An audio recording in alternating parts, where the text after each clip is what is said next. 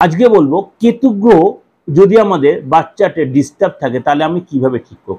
কেতুর ঘরটা কোনটা? বৃশ্চিকের ঘর আর ধনুর ঘর।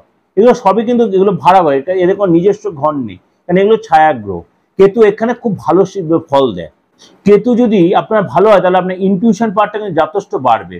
আপনাদের তন্ত্র লাইনটা আপনার যথেষ্ট ভালো হবে কেতু যদি আপনার বাচ্চাটা ভালো থাকে।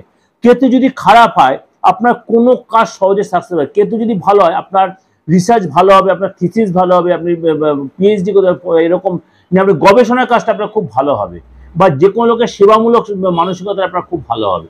কেতু খারাপ হলে কিন্তু প্রতি মুহূর্তে আপনি সাপের স্বপ্ন, কুকুরের থেকে আপনি কুকুর কামড়াবে, এই ধরনের নানা রকম পরিস্থিতির সম্মুখীন। তাহলে কি করবেন? অবশ্যই কেতুর এই বীজ মন্ত্রটা জপ করুন। কি করবেন?